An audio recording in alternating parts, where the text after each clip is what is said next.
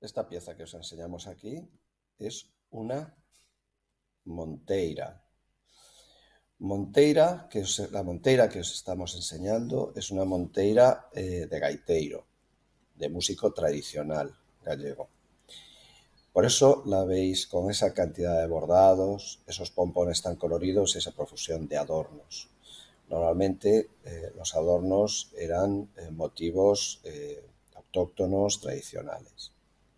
Es un sombrero plano, hecho de costura, normalmente con una mezcla de tejidos como pueden ser el paño de lana fieltrada, terciopelos, algodón. Pompones están hechos normalmente de lana y seda, igual que los bordados.